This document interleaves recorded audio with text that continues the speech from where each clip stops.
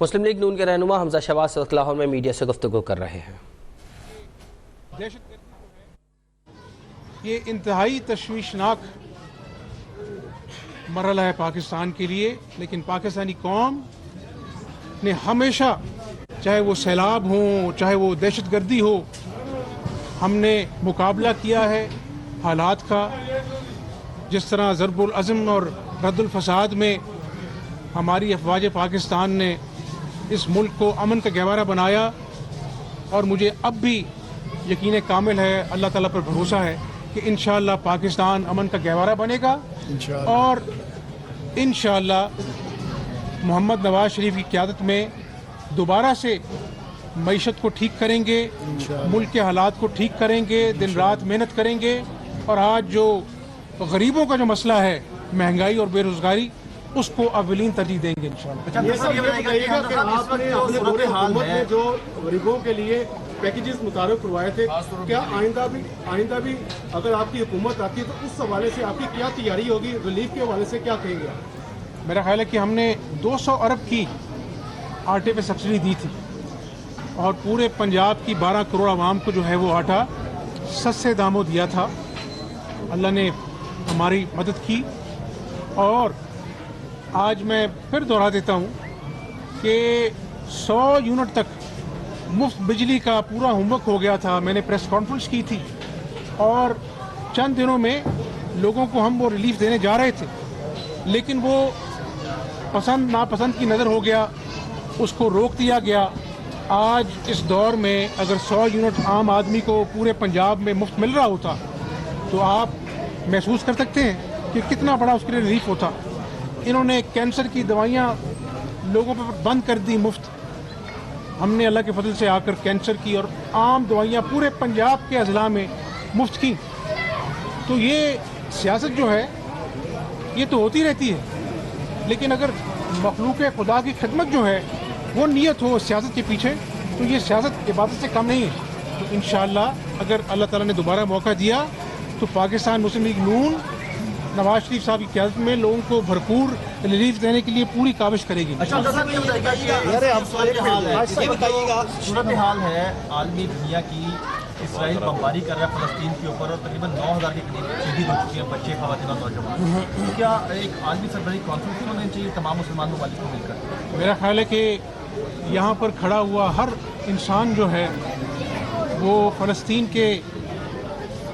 واقعات کو دیکھ کر اس کا دل دکھتا ہے، اور بڑے دل خراش واقعات ہیں جب چھوٹے چھوٹے بچوں کو، خون آلودہ بچوں کو، زخمی بچوں کو لے جایا جاتا ہے۔ ان کے پاس تو بے ہوش کرنے کی دوائی نہیں، وہاں پر جو سرجریز ہو رہی ہیں بغیر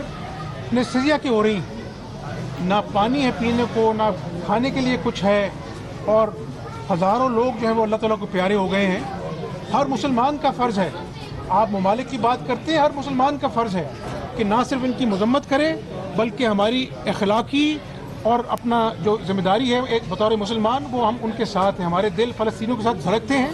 اور پاکستان نے پیغام دیا ہے کہ ہم فلسطینیوں کے غم میں ان کے برابر کے شریک ہیں، اور یہ ظلم و بربریت کی جو داستان رقم کی جا رہی ہے اس کو فی الفور ختم ہونا چاہیے، جنگ بندی کا اعلان ہونا چاہیے، اور تمام ممالک کو جو انسانیت کا درد رکھتے ہیں اس میں اپنا فعال کردار ادا کرنا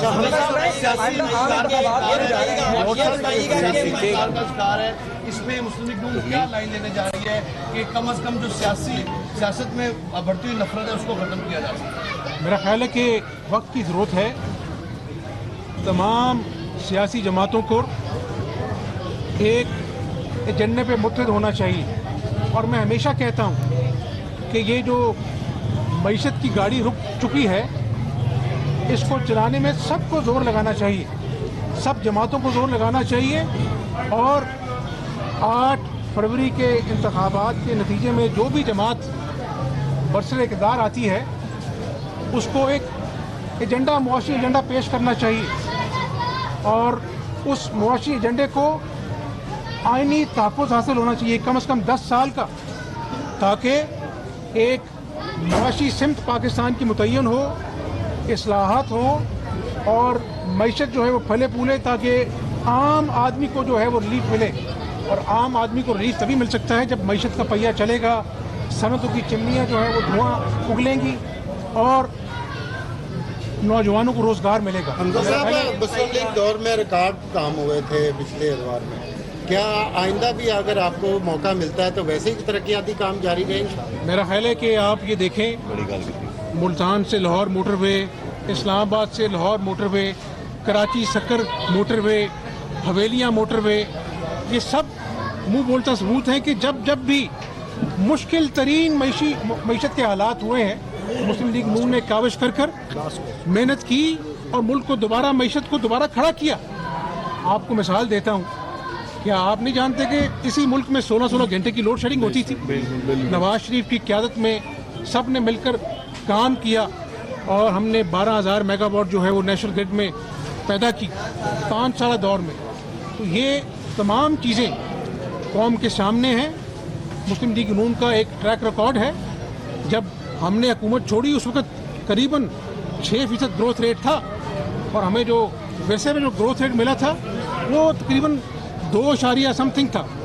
तो मैं समझता हूँ कि अल्लाह के फजल करम से मुस्लिम लीग नून का तजुर्बा है, एक ट्रैक रिकॉर्ड है, अल्लाह ने मौका दिया तो दोबारा इस मुल्क को कायद-ए-आज़म का खुशहाल पाकिस्तान बनाने के लिए पूरी काविश करेंगे। अच्छा आमना साहब ये बताइएगा, लेवल प्लेइंग फील्ड की बात होती है, आप समझते हैं कि पाकिस्तान तहरीक इंसाफ को भी सियासी मैदान में उतरना की इजाज़त? इस वक्त लाहौर में मीडिया से गुफ्तगू कर रहे हैं।